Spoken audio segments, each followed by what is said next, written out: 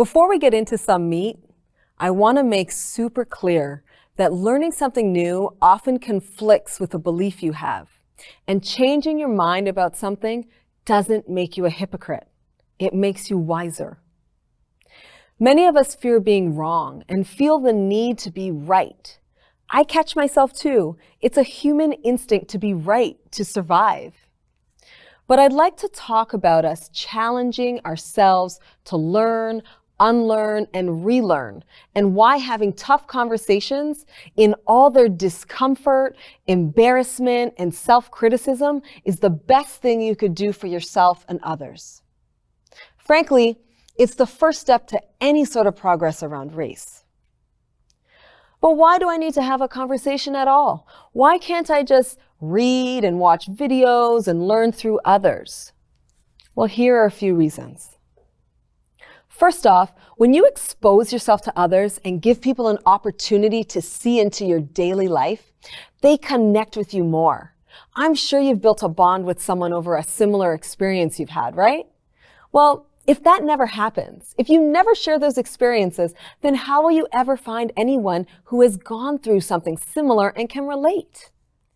Also, when you share something personal with people, they're drawn to you and your honesty. They think highly of you and will often turn to you for honest opinions.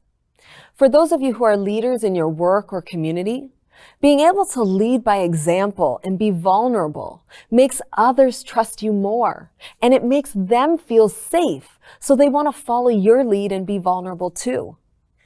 Next, your understanding of each other's experiences increases tremendously, but your responses to their stories or their questions also teaches you a lot about yourself, your own resiliency, your own thresholds, and even where you need to do some more internal work.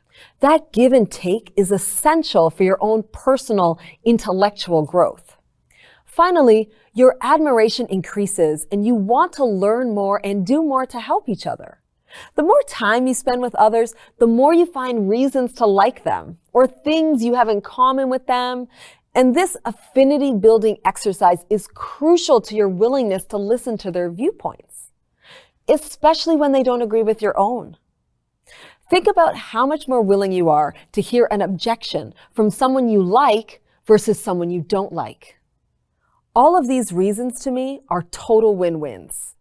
And the sooner we understand that the internal voices that stop us from reaching out and getting uncomfortable are rooted in a distrust of others, because of all the racist and white supremacist teachings we've had over 7 centuries. If we start rooting our thought processes in me, we, and us instead of them and those people, these conversations become much easier and way more fruitful. So who and where should these conversations take place? At home, at work, and in your community, your circle, your crew.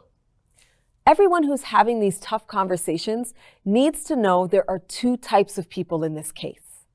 1, people who are willing to listen and learn. And 2, people who need to be right and are not willing to learn or do what's best for the majority. Some would call that a narcissist. I call that a waste of time. You have to be bright enough to have conversations with people who care enough about themselves and the world that they can see beyond themselves. Depending on the situation at work or at home, you may have to pull people aside individually and say that you're not comfortable with their communication or you want to better understand why they made such a comment. In private, they'll likely tell you how they really feel. And that'll give you more info on whether the person is ignorant and needs some education, or if they're malicious and need some disciplinary measures. Even a distancing tactic until you decide whether you're going to help them out or not. In family situations, you don't always have the luxury of avoiding people or cutting them off, due to your cultural norms or social graces. But you do have to be aware of the differing views and experiences between the generations and extended family members that might make these conversations complex.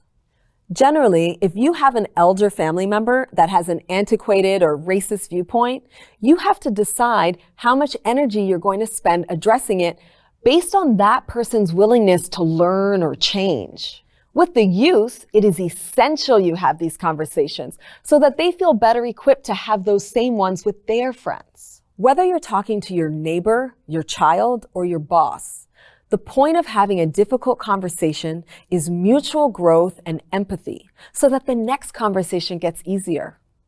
We are beings that thrive off of human interaction, and communication is our biggest gift, yet our biggest challenge.